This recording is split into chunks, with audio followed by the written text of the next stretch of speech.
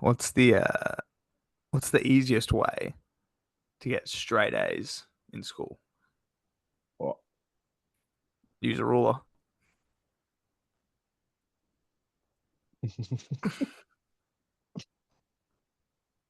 that's good. It's a good one. Like that. Pretty happy about it. Yeah. Yeah. It's kind of like my A, and I've got double. On my line, Straight lines. silver chair. Here at the glass table, we're just like I you. like to play football, I like to watch football, and I like to talk about football. Yay! I like to play football and I like to watch football and I like to talk about football. But we do things a little bit differently around here. That could be a dream, Jared.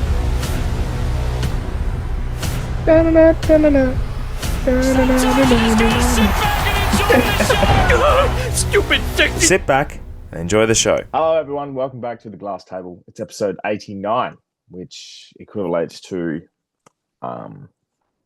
probably nothing, to be honest. Port's percentage. Hey, that was good. Thanks. Well, it's not really, is it? I mean, nah. But hey, is what it is. I've got my co-host with me as always, and it's probably the person that puts this podcast on the map because it looks. Jared, hello. I disagree strongly, but hello. It's very nice to be here and to be back recording once again as we do every Monday, which is very, very exciting. And yeah, we've watched footy again. It's been a round of highs and one very, very low, which we'll get to, I'm sure. But it's very nice to be chatting footy once again with you, Anthony. Thank you. It's nice. That's nice. Did you obviously you went on the snow? We very much advertised that last week. How many D's fans did you see? Yeah, look, judging by the fact that their season is done, at least 1 in 2. At least 1 in 2 was a D's fan. I think I saw a few D's bumper stickers as I was pulling my way into the mountains, so it was very nice to be there. And yeah, not often I'm joining them in the snow around this time of year, but yeah, they loved it up That would have been like, what's a Saints fan doing here? there. Usually we're in the snow in June, but no.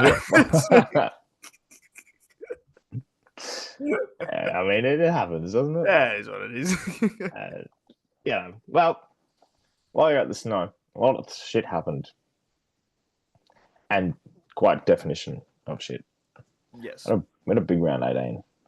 we did, and I'm just glad that we're now, like I think we said it last week, and obviously it's out of the bye rounds and everything now. So now we're back to the point of the year where you actually want to watch football again, which is really great. That's fantastic to be back in this spot. Teams are playing for final spots, and this year is less interesting than other years in terms of like how many teams can make it, because realistically 9 of them can. But like, it's still just very good to see good teams playing good footy, and I'm enjoying it. I'm having a good time. Do you think we took advantage of last year's ladder?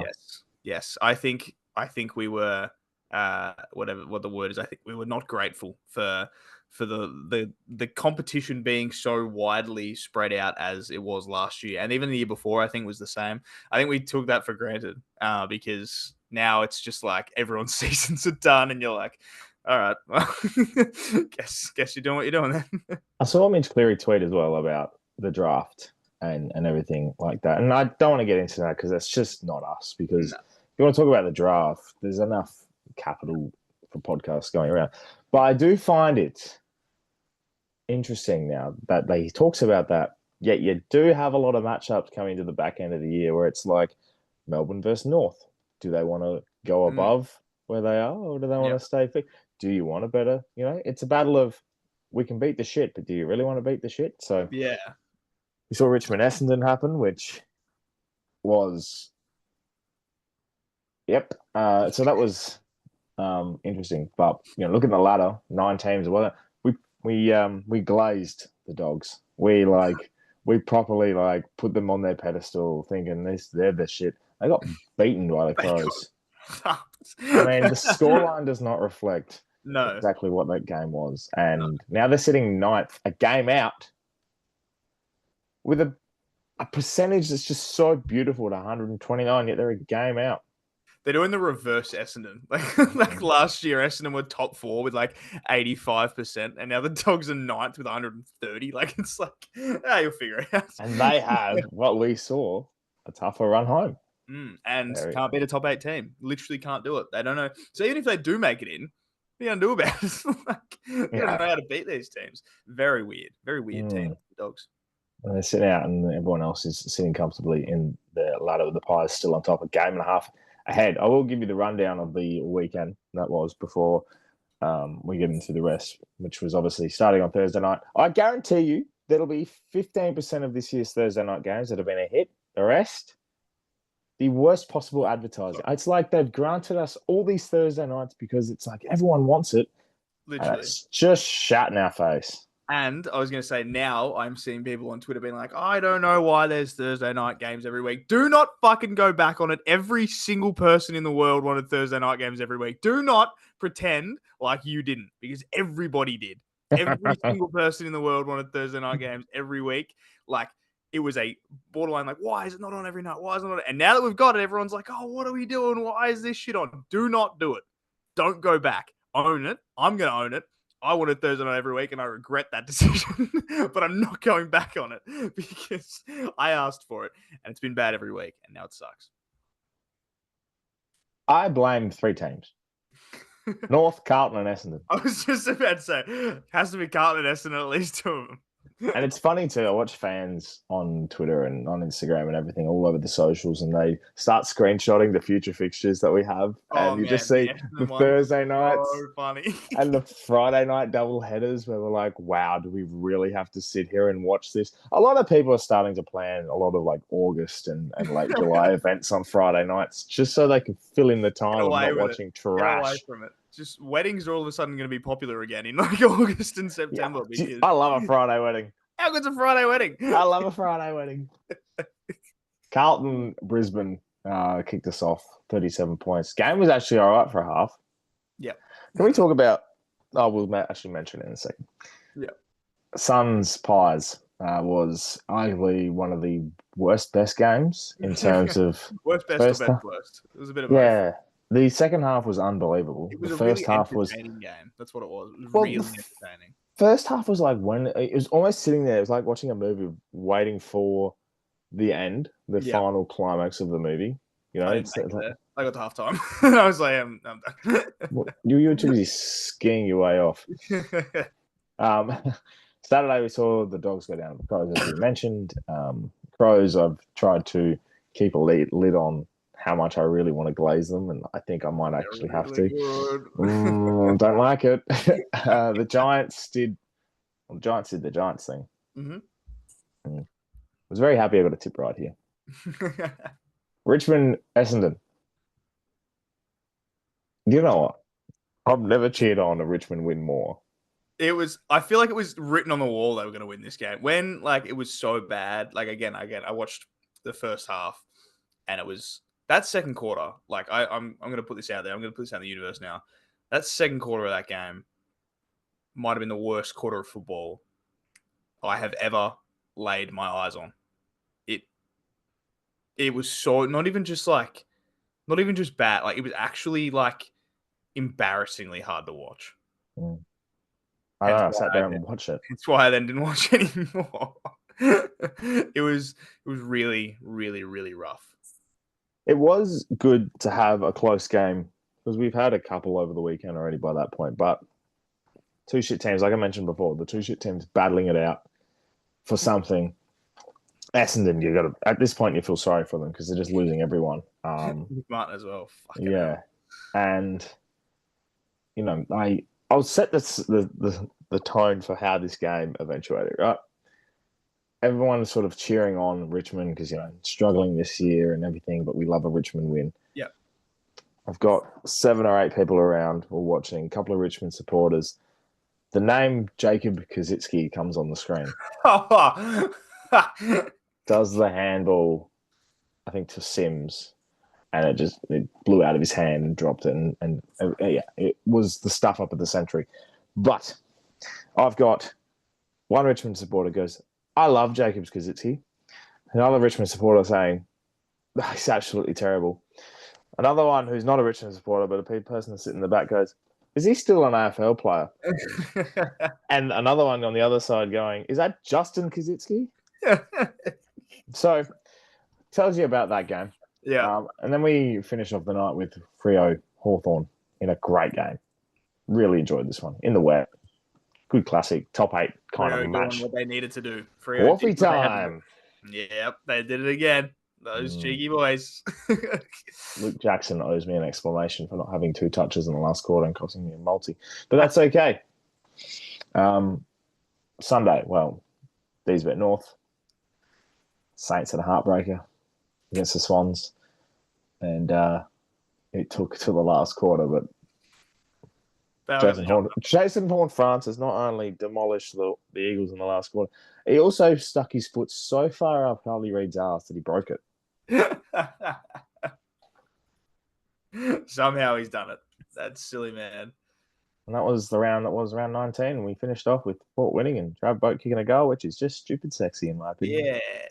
Yeah. Stupid sexy AFL player. That was a good one. Yep. I can't say what I really want to say, but that's okay. What was your stupid sexy this week, JT? My stupid sexy this week. I'm keeping this plain and simple. Right. This one is just plain simple, and it's just about one team, one thing. And what we love to see is a team breaking a drought. It's a team doing something that they haven't done before or haven't done in a really long time. And finally, ladies and gentlemen, you can say it right now. It is everything but a guarantee that the Gold Coast Suns are going to play in their first AFL final, thanks to arguably the biggest win in the existence of their being. Are you guaranteeing them? I am locking that in right now. The Gold Coast Suns will play in a final. Absolutely, they will. No doubt about it. Put that on your quote graphic. There is no doubt in the world the Gold Coast Suns will not be playing finals.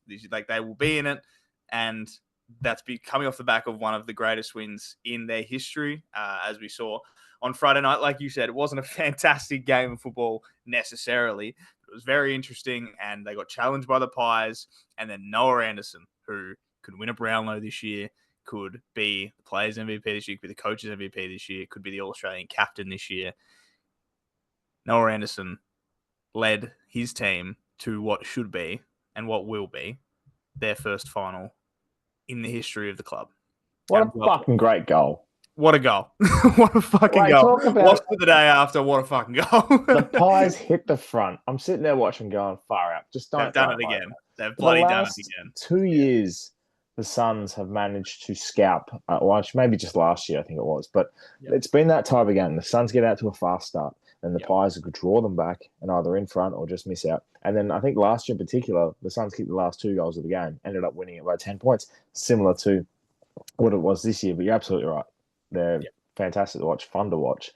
And Noah Anderson deserves his flowers. He could win everything this year. He, as much as this sounds like ridiculous, he's having like that Dustin Martin type of year. Remember the year when he just won everything? Now, I'm not saying he's going to win a Norm Smith like Dusty did. I don't think they're going to make the grand final, Gold Coast. But Dusty won fucking everything that year. He's doing that. It's like getting to that level of like he could just win everything. And he'll probably have some competition in the Brownlow from like Nick Dacos, Jordan Dawson, Zach Butters is flying up and doing what he does as well. But he is on track to win everything. And he is the perfect captain to be leading Gold Coast right now. And he's doing what no one has done before and leading to a final, which I just think is very, very nice. And when they inevitably have it confirmed and you see that thing of Gold Coast playing finals, it'll be like, I remember where I was when they played finals for the first time. Before I get into mine, I'll give you their run home. I know we talk about the run home, and this is just going to be closely watched because it's not only 9 teams fighting for the 8, but also where each team's going to play, because from 3rd to 9th is still up in the air. The Suns play the Crows at Adelaide Oval this week, which is finally a blockbuster 4-10. Yep. And they played the Lions at People First the week after. I reckon they got them. They got the Tigers, the Blues, the Giants, and then the last round, which will be a doubleheader in the Bombers and Port. It's a lot of wins. A lot of wins for the Suns in there. You reckon they're going undefeated for the rest of the year? Not undefeated. Definitely not what I said. I don't know. You're counting figures out there. No, they'll probably lose this week to Adelaide because Adelaide are very good. And then the Brisbane's probably 50-50. There's a couple others in there pending how it all goes. Obviously, they've got Essendon. They'll win that. They've got Carlton. They'll win that. And the Tigers. They'll win that. So a lot of wins in there for them. They will be playing finals. Very excited about it. So they're on 11 wins at the moment. If they win 3 more games, they're on 14. Yeah. And you've got 3 guarantees in there in Richmond, Essendon, and Carlton. Then they just need to win one of the others, and they'll be fine. Well, they'll win the last one, which is Essendon, but I reckon they'll almost be looking at that game rather than the game against Port. Yeah, definitely. It's like you need to use that one. But we might just drop it for Ken's farewell. We'll see how you go. What is your Super Sexy this week? A lot of great moments this week, Jared. I watched a lot of football this weekend. I tuned in Thursday night, Friday night, Saturday night, watched the 2 games, all of Sunday, watched everything. A lot of things happened. Full credit for the Suns' win. Noah Anderson's goal was fantastic. The Crows dub, Riley Thorpe kicking 6. Tyler Totten having his debut. Bokey's goal. I could throw in hundreds of things that could possibly be super sexy this week. There's one man that I needed to put in here because they're having a crappy season. But the little bit of hope that was given at the quarter time siren on Thursday night when Mark Pitnett strengthed his way with a torpedo all the way from 60. This thing's gone one of the Marble into the Yarra, across the other side of the bloody city. Yep. The CBD was buzzing. The roof couldn't shut on Sunday because the ball was still stuck in there. I don't know what it is about a torp, but I instantly thought of Hunt with the D's, Jaden Hunt a couple of years ago. We talk about things that have been torps in play are always fun. Torps at goal. Jack Rewalt's torp was thrown up there as a highlight as well. Brayshaw. Like these torps are phenomenal. And it comes from a man with just an obscure peak history of strength. If anyone was going to kick an absolute barrel from 65, it was the guy that yells strength. Do you reckon he yelled it when he kicked it? I think so. It's like his grunt. It's like a tennis grunt. Strength! As he just fucking sent it down there. Respect to him. It was incredible. One of the great goals. That, like you said, the Jaden Hunt thing, that's going to be a thing that I think about in like 8 years' time. I'm going to be like, do you remember when Mark Pitnett fucking unloaded that barrel against the Lions? It was just, there's a lot of, I don't know, like Carlton Instagram and Twitter comes across my feed quite a bit for some reason. And it's just looking at it over the weekend. Yeah, we lost, but have you seen this? How good was that?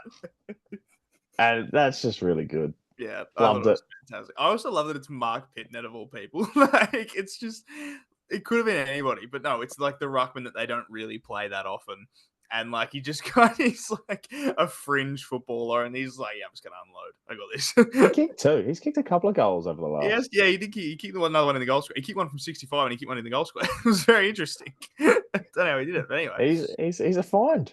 Yeah. The young fella, Mark Pitnett. He's 29, 202 centimeters, already graying. The young fella. Looks like your uncle you only see 3 times a year. Oh, yeah. Big boy, though. Yeah. Strength. I love it. That's a great goal. It was a fantastic goal. Yeah, me too. And it's funny that they also, like, I don't know why, but Carlton just seemed to recruit Marks with the C. Oh, yeah. Murphy. I think it was another one. Go again. I was about to say Mark Jacobs. That's a clothing brand. Don't think they recruited him. Interesting. But they've only had the 2. But anyway, I feel like it's more. You know what else is stupid sexy? The Coleman medal race. Now, we know we like to keep an eye on this because we love goals, and I talk about goals with Mark Pitnet. You know where he currently is on the Coleman? It wouldn't be high. It's not. 100, It's not at all. 130th. I'm still scrolling. One moment, please. I don't think he's kicked any more than 5 goals for the year. I'm not going to lie. But we will find him. We're on the search. But while I'm looking, the top 5 are very much looking good. Yeah, I mean, we've had Jeremy Cameron sitting at the top for what feels like forever, which is always fun. And he's on 53 goals. And then Georgiades, who we had highlighted him a little bit earlier when he wasn't in second. We were like, he's coming up, and he just continues to do so. Yep. So fair play to him. He's sitting one ahead of Ben King and Jamie Elliott, who are third and fourth. I mean, third at the same time. It's fine, both with 44 goals. And then Jesse Hogan, who's been doing it for a little while now, is right behind them on 41 goals. So it's very, very interesting. And a 5 that you can look at you look at it and you're like, that seems sort of fair enough. Jamie Elliott's a bit of a weird one. And Georgiades, you could see it coming because he's been building. And everyone else in there, you kind of like, yeah, fair enough. The thing with Georgiades is a lot of people laughed at me when I said he was a potential, who was going to be more All-Australian, Georgiades or Jack Higgins. And at the time, I was like, well, Higgins probably gets in as a small forward. But now I'm sitting here going, he's probably the second tall. I saw a thing. We could be the third tall. Yeah, I saw a thing the other day where it was these people that I can't remember who it was that said had set up a guaranteed All Australian. These are the people that are absolutely going to get it, and they guaranteed Riley Thilthorpe an All Australian jacket. And I was like, I don't think so. There's a lot of other guys kicking goals in this Coleman race. Jeremy Cameron's obviously going to be in there, and Ben King is a game behind Georgiades, so he might catch him, kind of thing. But I don't think Thilthorpe's on Georgiades' level right now in terms of just football. Now, it's very rare of me to say this right now because Thilthorpe has just had an incredible game of football. But we need to not be recency biased about this, and we need to look at the season as a whole. Thilthorpe had good parts, but it's not always been fantastic. Georgiades has built really nicely into this year. So, I don't know. He's kicked 45 goals, 33 for the year. Second on the list for shots at goal. If he kicked straight, he'd be fucking dominating. He'd be the Coleman medal winner. It's just funny to me. The comparisons, it's just people don't see. Georgiades has done Thilthorpe has been the product of a relatively easy forward line to play in with Fogarty, Tex, Keys, Rankin. These players all around him. If he's not kicking goals, someone else is, and he's been the product of being able to have. Also got fantastic delivery to him as well. Yeah, well, that's it. And I'm not saying it's a bad thing. You can't. With still 6 rounds to go, the recency biasness in the All-Australian side is always the second half of the year is looked at more than the first half. So if I look at that and I see Georgiades, if he finishes second in the Coleman medal, he will be an All-Australian. Yeah, I think it's been like that every year. The guys that are in the top 2 or the guys that are in the top 3 are the ones that get picked. We saw Hogan, Larkey, Waterman. And you look at that now, Jake Waterman's a fucking outlier. But it's just always the way that it works with tall forwards because that's what they look at. Tall forwards get into the Australian team based on the goals they kick. And Georgiades has kicked the second most goals, meaning he's This is where Georgiades is also unique because he's a tall forward, but he's not tall. So you can almost structure the All-Australian. I know they don't base it on structure, but the All-Australian side might actually love the fact that, hey, we might not have 2 small forwards as All-Australians. We'll have Jamie Elliott as a lock. We'll have Jezza Cameron. We can put him at centre half forward. Ben King, if he finishes in the top 5, probably goes as your full forward and throw Georgiades in the pocket. Exactly. And it's how many midfielders I want to put in there. Yeah, that was my other point. I was going to be like, well, if they just wanted Georgiades and Cameron and Elliott, then you can throw in all your midfielders you like after that. Well, that's the thing. They're going to put in a million midfielders. Bont will probably make it in there. I know he missed the first 6 rounds, but they'll find a way to squeeze the Bont in because why wouldn't you? They do it every time. So, yeah, it'll be interesting. I think literally the All-Australian forwards just depend on how many midfielders they want to put in. I generally, agree with that. Yeah, it's just always the way to go. And then like they'll pick 2 rucks maybe. Like it'll just who knows, to be honest. The ruck conversation's also heating up like I was all Australian, but Aaron Cadman could win it. Aaron Cadman is amazing. I fucking love Aaron Cadman. I love the fact that the Giants they've just had the perfect week because they've gone, we'll beat the Cats at home. Yeah. We've had Aaron Cadman kick 6 goals and a half. And You've then re-signed him on the Sunday. Yeah. All while I was talking about his future during the week. Mm-hmm. What a perfect week for the Giants. Literally, they saw that tweet being like, is Aaron Cadman going to be the next to leave? And it was just no. Nah. And also, one in Whitfield's 250th. Exactly. And he's now not very far away from the most played Giants player ever. And he's still playing really good footy. Like Whitfield. So I didn't realise he played 250. I thought he was like 150 for so long. playing good football. He still looks young to me. Yeah, and he could just keep going. I remember a few years ago being like, maybe Whitfield's done. And then he's brought it back. And I'm like, all right, fair enough. Giants, though. Sneaky good. And they got a few boys waiting in the wings too. Stephen Kinnear played VFL on the weekend. Yeah, I know. Really scary. And the Giants in September are good. Like, very, You can see them in a prelim. Yeah, that's what you can see them in a prelim every fucking year. They make so many prelims.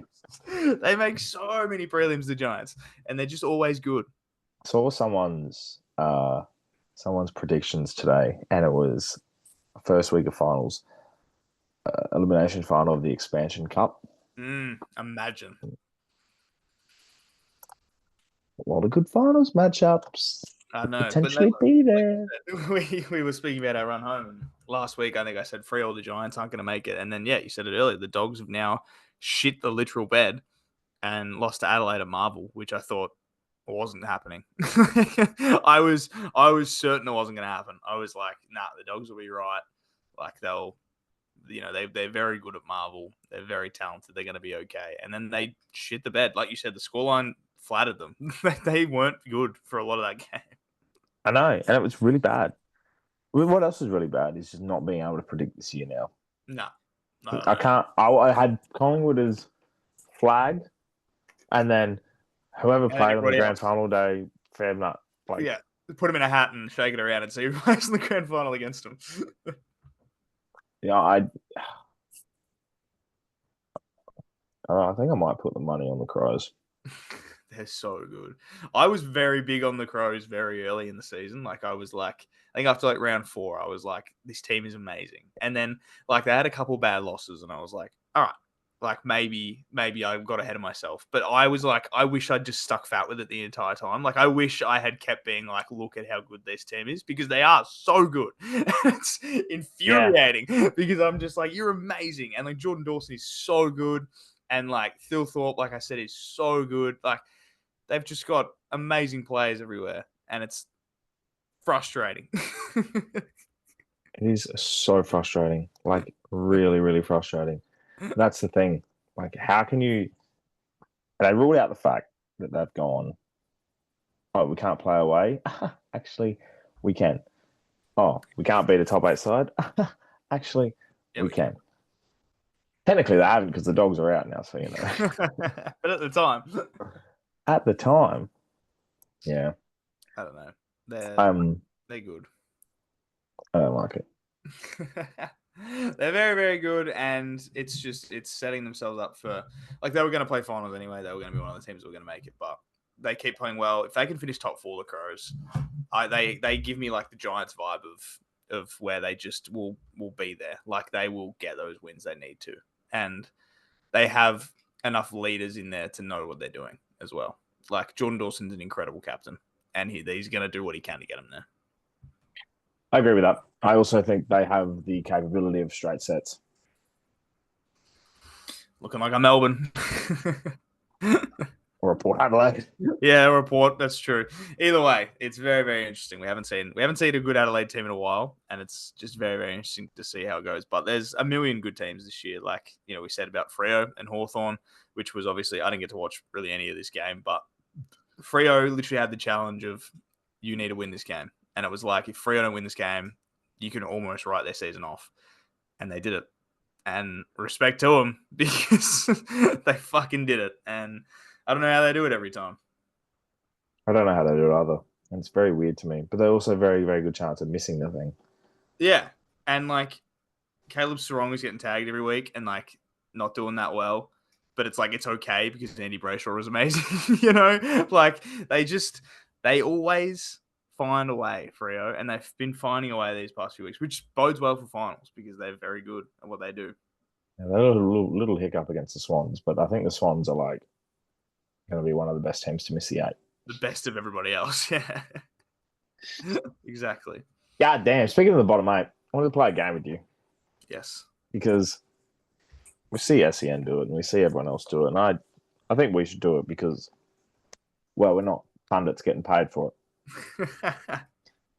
So, obviously, the bottom 10 is very interesting because it's like, who's the battle of the shittest Yeah. right Who now? wants to be the worst of everybody? Who can win the shittest games? Port beat the Eagles in a shit wet game. Richmond versus Essendon. Well, Richmond won that game, but you'd hope to God if you saw the scoreline and hadn't watched it, it was a wet game. It was not. D's North was entertaining, but it's like a subpar performance. Yep. Carlton, on the Carlton, and Dogs and Swans are probably a class above the rest. Yep. So I put together this or that for you. Are you ready? I'm ready. Well, it says this or that, but it's who would you rather be? Yeah. Who'd you rather be at this point in time? Who would you rather be going forward, Jared? West Coast or Richmond? Richmond. Richmond or North? Richmond.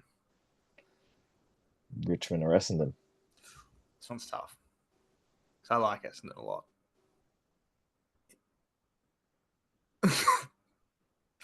Richmond. Richmond or Carlton? Richmond. Richmond or Melbourne? Melbourne. Melbourne or Carlton? Melbourne. Melbourne or Essendon? Melbourne. Port Adelaide or Melbourne? Port. Port or St Kilda? That's tough, isn't it?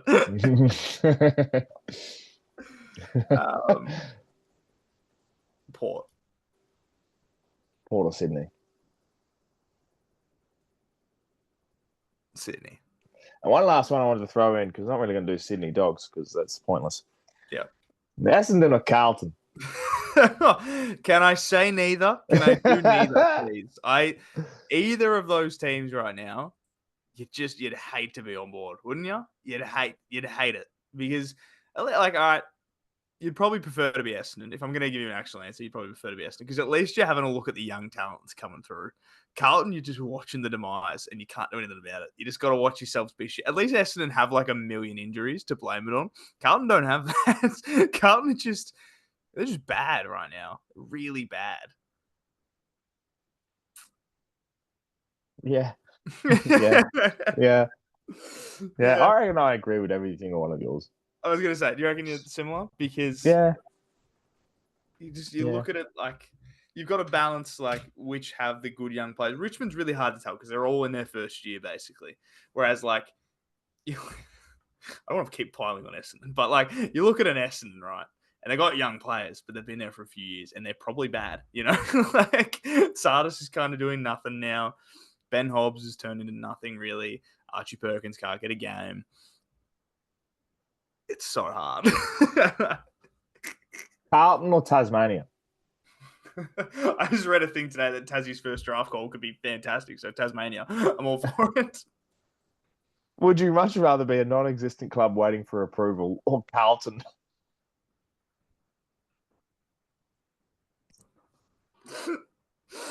Tough time to be a Carlton supporter. Sturt or Carlton? Dominating in the sandful or Carlton. Tough day. Ben Camperelli or Carlton? Well, that's both technically. Man, Ben Camperelli is so funny. What are you doing? All right. Unpopularly, it's probably not. It's not a suspension. I don't think. Talk about it's a week for strength. stupidity. Talk about strength. Ranked. Just Ranked. pushed him under the ball. He looked like, if you cropped him out, right, he looked like he'd belong in a scene from Iron Man. Just arms out. It's so funny. And I was saying to you this too before we started. One of the funniest tweets that I think I've ever seen in my entire life is Ben Camperelli has been handed a 4-week suspension, and then it was like Devin Robertson and whoever the other person was, like Tunstall, I think, both received facial fractures. And I was like, what did Ben Camperelli do? I hadn't seen the video yet. And I was like, what the fuck? I was like, what kind of suspension was Ben Camperelli? Did he swing like in a movie where you hit two guys with one punch? Hulk smash. Yeah, I was like, what happened? Did he just like grab their heads and just bonk them together? And I was like, what is actually going on? Flintstone vibe. Yeah, I was so confused. Oh, what a weird suspension. Funny that happens in the VFL. There's always some weird suspensions in the VFL. We saw the Alex Taru one earlier this year where he got suspended for shirt fronting a guy, which was whatever, is what it is. Like, you just see some weird stuff happening in the VFL sometimes. And Ben Camperelli just adds to a long list of it because, yeah. Devin Robinson could be the shooting star meme with that as well. Oh, by yeah. the way. Yeah, the forward and then the falling back at the same time. It was bizarre. Double kill. It was a really bizarre. VFL straight. Speaking of VFL, the Northern Bullets didn't win a game for they went on a 21-game losing streak. Yeah, I saw this last week, and then they've won 2 in a row. The Northern Bullets. You know, it's like West Coast last year where we thought they would never win a game, and then they finally beat North, and it was like, yeah. Well, that party's over. And then all of a sudden they get a taste for winning, and they start doing it all. They do it again. It's like, where the fuck was this at the start of the year? It's like, how'd you do that then? Very, very bizarre. Weird things are happening in the VFL this year. VFL's a really weird competition. This is why we need a reserves comp. I know, National Reserves comp needs to be the way to go. But you're seeing some weird stuff with the standalone teams, and I'm like, you know what? Yeah, it's fun. Let him run around. Let him run around. He can do whatever you want to do. It's bizarre. It's better quality, well, not better quality, better like competition wise than the AFL in terms of like AFL is 2 very separate 9 and 9 or 9 and 9 basically, and then the VFL there's like 7 teams that could be like in the running. They've got a wild card round as well, so it's bizarre. Sounds like everything the AFL wants the AFL to be, but it's in another comp. Yeah, it's VFL literally is the breeding ground last for touch AFL's ideas. Last touch, wild card round, suspend players for pushing, but we won't do it in the AFL. Am I just like, we're not that stupid. They'll bring in a mid-season comp, 100%. Bring in a mid-season comp where you play against other states, teams, and all that stuff, and then it just becomes this massive deal. That's not the AFL. Yeah. Now, we were talking about the mid-season comp last time. And then I saw a tweet afterwards, and this is the only way I agree on the mid-season comp, is if you make it, and I think we've spoken about this before as well, if you make it like the FA Cup, where you have an AFL team has the potential to play against like a local league team. Every local footy team in the country has the opportunity to like eventually make your way. It's like a pyramid, and like you could eventually, realistically speaking, have like fucking need to think of a random name right now off the top of my head. Blackfriars playing North Melbourne at Arden Street, right? Blackfriars. Where the fuck have you picked that out? Pulled it out of my ass. Haven't played North Melbourne at Arden Street. Could have just said Sposs. Or Tingley. One of our own. I didn't want to make it too obvious. You've thrown in one down the road from us. I didn't want to make it too obvious by picking our own ones. I wanted to try. An arch nemesis. You've gone, Dingley. Sposs. Blackfriars. Would it have been better if I said Whitefriars? Would that have been a better? Yeah, it could make up a team.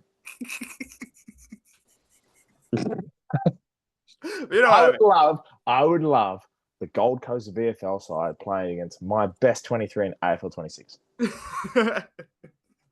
It'd just be great.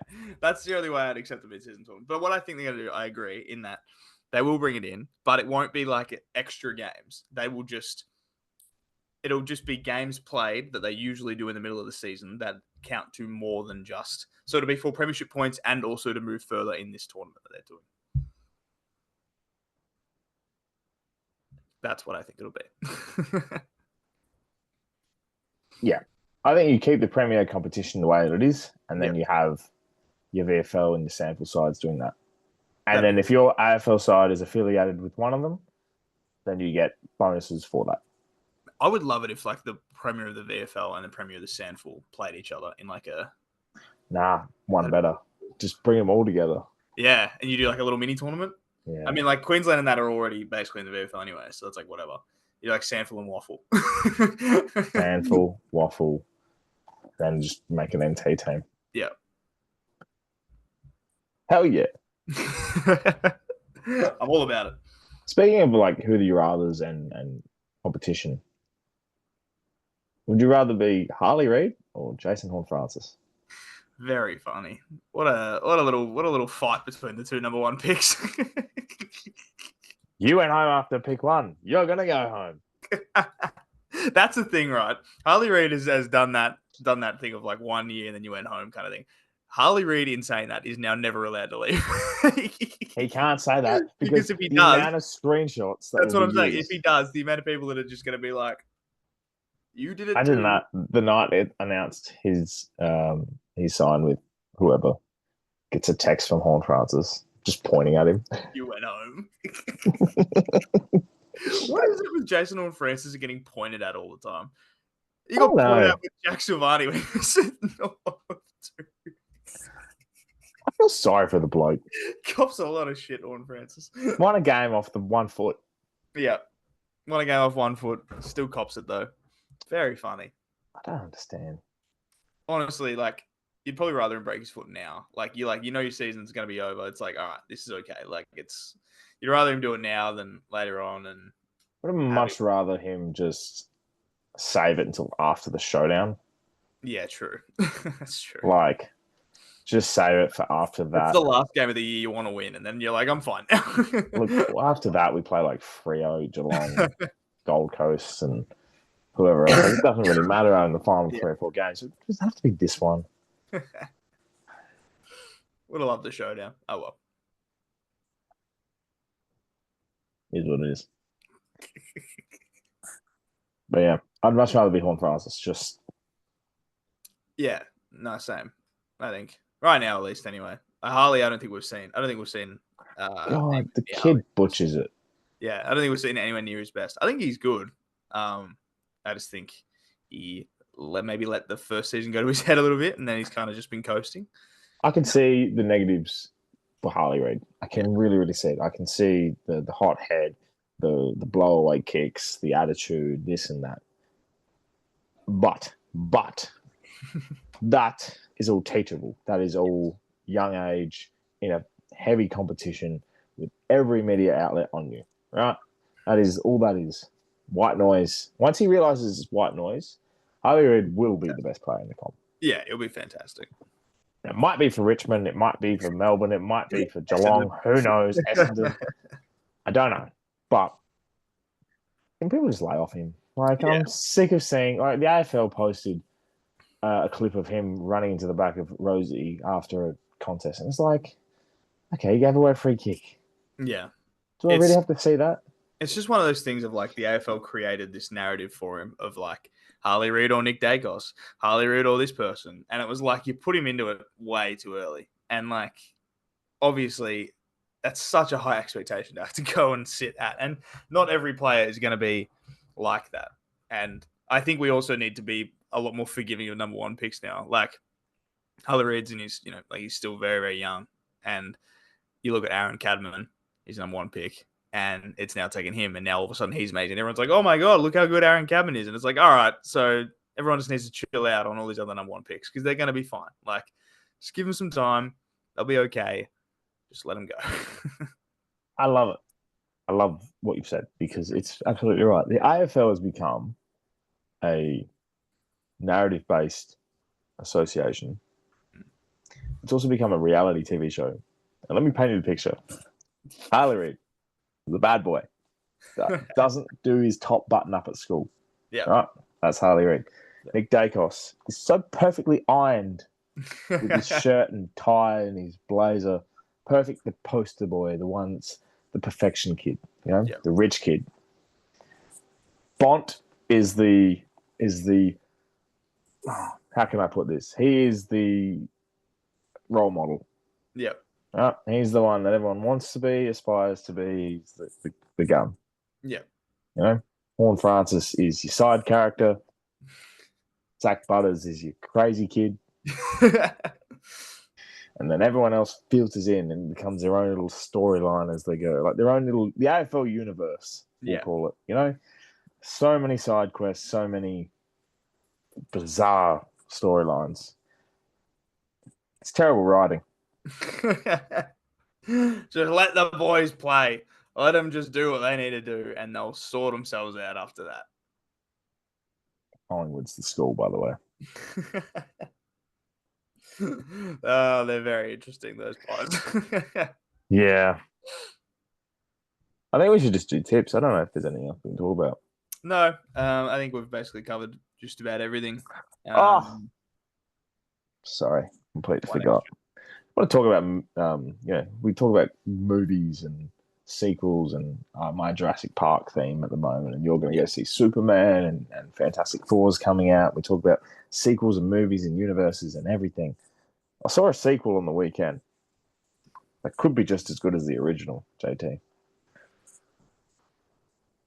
Sam Lawler's TikTok number 2. Oh, I haven't seen a second one. Yeah, it popped up yesterday. Yeah, and let me tell you, just as good as the first. He's back. He's taking it seriously. Honestly think he saw our TikTok and went, "Oh, boys are onto something." Start strumming a bit more. Here I go. Bit more upbeat, this song, and I don't know why. Don't know what it is. I've got no idea. These country folk are weird to me. Bit more upbeat, just after a Richmond win. He's a bit happier. Sitting in the stands, going, drum the guitar a bit harder too. Yeah, a little bit. Speaking of strumming a guitar, the TikTok I did see this week was that Mike Brady announced that he's back for the 2025 Grand Final, like it was going to be a surprise. But he announced he was back, so that's good. It's like when a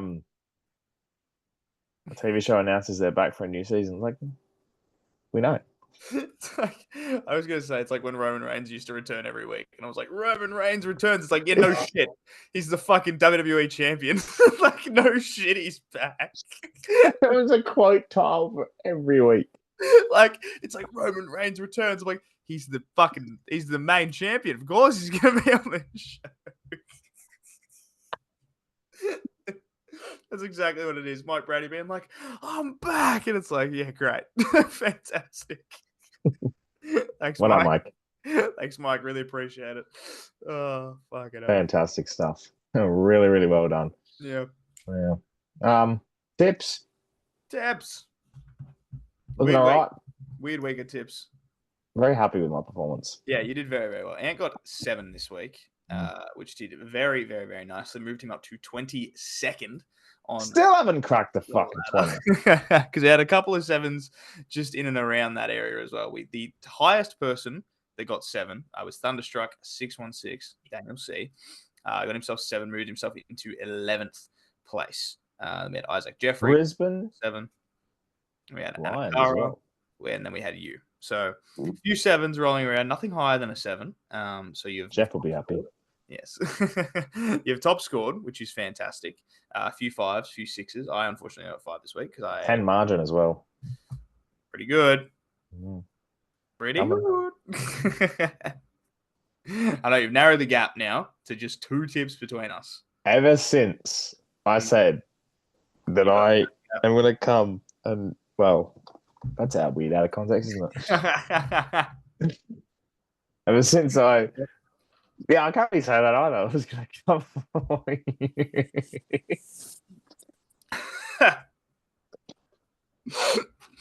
Yep. And tips. It all just muddles together. Yeah. Yeah, this is why we put stupid sexy at the start of the episode, Yep. Last table up late. Yeah, ever since I said that, I'm Closing in. Yep. It was good though. It's very, very interesting. We're obviously getting to the pointy end of the tips, which is very, very exciting. Geordie B, 114. Nap. What? I was about to say. Nap. You want one, do you? It is, it is Nathan N, who got a tip right that moved him to 113. So he's closing the gap at the top as well. It is going to be a grandstand finish between those two boys up top.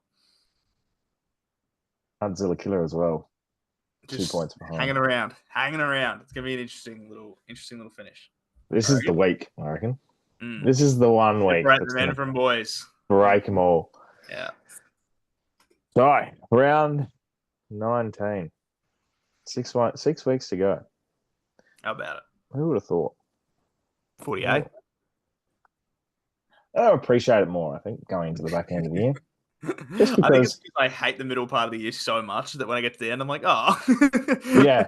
And then I get to October, I'm like, don't give a shit where fucking Constantine's going to North or this and that, I was on footy back.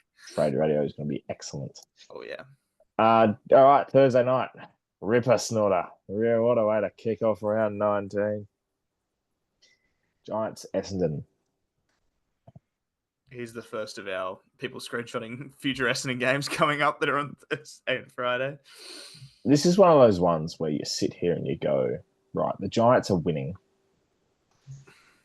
By how much you don't know, but you sit there and you watch purely on the basis of it's your first multi of the week. You got fantasy players playing, and now you got to see how much the Giants win by, so you can work out your ladder predictor.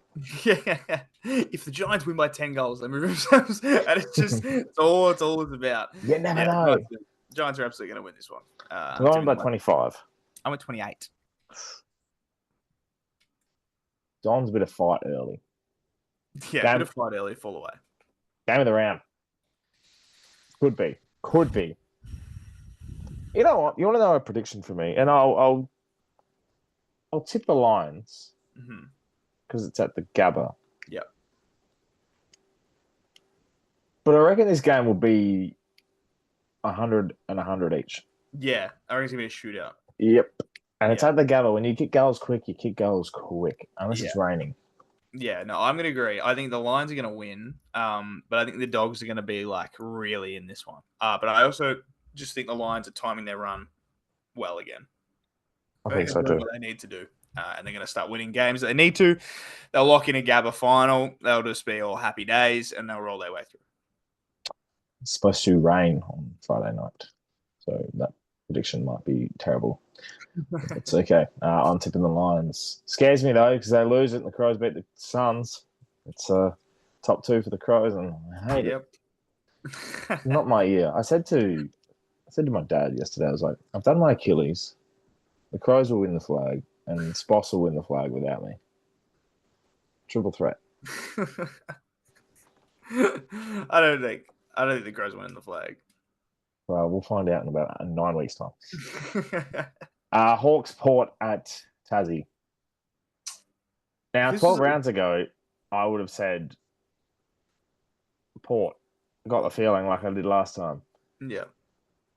It's a very, very, very different picture when you've got half a side going down to Tassie to play. Yeah. No Asava, no Horne-Francis, no Rosie, no Power Pepper. For some reason, to me, whenever Port are on that 120 or that 1250 time slot on a Saturday, they get thumped.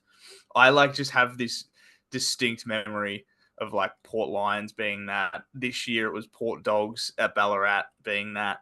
It's just the early game on a Saturday. Port just get fucking killed, and it's in Tassie. And Hawks are good in Tassie. We don't like the cold. We don't like waking up early. Don't like playing Hawthorn. I mean, you actually don't mind playing. No, you do like playing Hawthorn, to be fair. But if Port win this is the Ken curse. Well, the Hawks had the Kennett curse, and now they've got the Ken curse. I don't know what people will celebrate more. The fact that Ken will leave at the end of the year being Port Adelaide supporters. The last 3 wins against Hawthorn. Or the Hawks fans just celebrating that Ken's gone. Brizzy, yeah. Where the 6% chance on this tipping is the chance I'll believe. But if Port Adelaide win this, Hawthorn won't play finals. Yeah, but I think also, this is a danger game for Hawthorn. Not necessarily for Port. This is whatever for Port. Danger game for Hawthorn though, because if they lose, they're probably fucked. It's just a weird game, this one. Yeah, I think Hawks are going to win. Real Dylan Moore 4-goal performance operation as well. He does that in Tassie all the fucking time, it feels like. Yeah. 12 marks. Don't know how that happens. 24 times. I'm tipping the Hawks too, unfortunately. Swans to beat North. Yep. Now, prime time. These are the hardest games to tip too. Oh, So Jared's painted his Saturday for me, everyone. Oh, And yeah. it's a carton of beer on the couch, and he can't wait to watch Matt Flynn at 8:10 p.m. on a Saturday night dominate his fantasy team. Mm-hmm. But also to sit there and just enjoy the shit show this is going to be as a double header.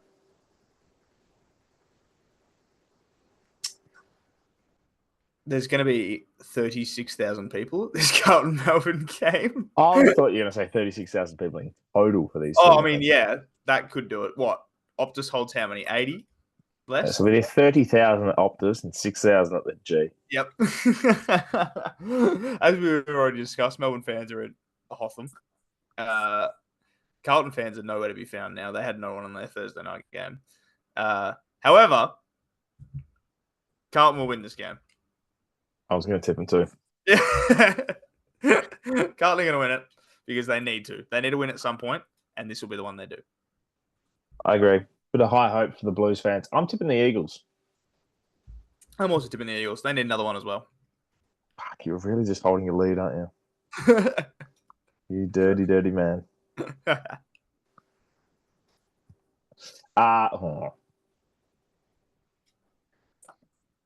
Can't wait to be on my break on Sunday and wake up. Cats Saints is the first game that'll be dominating my eyeballs. GMHBA as well. If the Saints bring what they did last week, this will be an enjoyable game of football. And you have the wood over the Cats, but it's down at the Cattery. Yeah. So we played them there last year, lost by like 2 goals. Pretty good game. We've had 4 honourable losses in a row. And unfortunately, I think that streak is ending. Not in the way that we want, not in the way of getting a win. I think it's ending in this is not going to be an honourable loss and we're going to lose by a fair margin. And Jeremy Cameron could kick 9, potentially. Wilkie's 150th. I think Jazz is kicking 2. You're keeping him. Yeah, honest. that's true. He'll do enough. He'll do a bit. Shannon Neal, on the other hand. Yeah. And I'll tell you what, Shannon Neal versus Anthony Caminiti is a hell of a Prime matchup time, on paper. baby. That is peak show performance. Like, I'm just 2 lanky boys going at big boys. There's big boys just running into each other. And they're still finding their feet in the competition. Like, it's just... I love it. I'll live for those matchups, man. All about it, I am. I love it. I love when shit like this happens. When 2, like a young key defender and a young key forward just go. And it's like it's like they're having their own game. Like, it's like they're not even involved in everything else. They're having their own little thing. It's like, who can do this better? And it's just fun to watch. And Moose will probably be playing, and he's great. So it's good to be around. Looking forward to it. I'm excited for that. You've actually changed my tune on that game. And if the Saints win, the Cats are... Who the fuck knows what the Cats are if we win? Correct, but they'll be licking their lips. Pies Freo at the G, 2:45. Now. Could be good. It could be good. It could be bad. Assuming you're tipping the Cats, by the way. Yeah. This one could be interesting, right? Because I think Freo obviously play their best when like Caleb Sarong is free to move, and he hasn't been able to move for a while now. But Collingwood don't really have like a run with guy. Perryman's a bit of a defensive midfielder kind of deal. They've got decent defenders, but they haven't really got a guy that'll like stick on anybody. Tom Mitchell's not doing that kind of thing. Sarong could get off the leash here. You got off the leash last week. Yeah, that was late though. Like only like late. My thought is like, we saw what Noah Anderson and Matt Rowell did to the Pies on Friday. You're now facing another 2 great midfielders in Andy Brayshaw and Caleb Sarong. And Luke Jackson. Who I think is quickly becoming one of my favourite AFL players right now. I'm tipping the Pies. That's the G. Freo win this, they definitely play finals, but Yeah, I really want to tip Freo, but I just don't know if I can.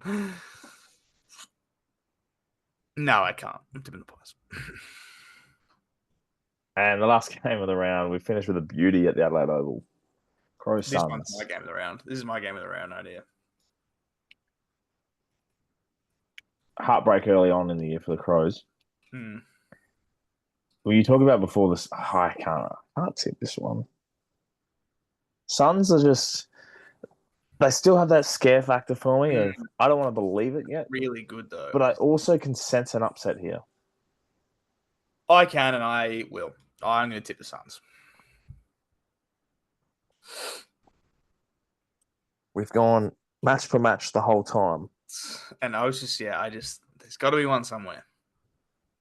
I believe they're going to do the fucking whole lot, and I don't like it. So the Crows are winning for me. There we go. So the Crows will win this, and they'll lose the showdown. Exactly right. All right, let me give you the stupid sexy aesthetics for the week. So the Giants, Essendon. Good. There won't be anyone there, but good. No, could be right. Dogs, Lions, good. Yeah, good. not bad. Hawks, Port's always good. Yep. Swans, North, good. Nice. Very good. Very nice. Like very, very, very nice. D's, Blues. D's, Blues. No, not good. Tigers, Eagles, mixed up. Bit of a different yellow, but still not good. Cats, Saints, good. Not bad. And the thing I like with GMHB is they pack all the opposition supporters into one bay, so that'll look pretty good. That little bit over there. And I like when they did it for the Lions as well. Looked when they did the white out and they just had this patch of brown. Patch of maroon. Yeah, it's nice. Pies, Freo can be okay depending if they dress in the. They don't have a big traveling base Freo, so. And Crows, Suns, yucky. No, boring. Not a great week.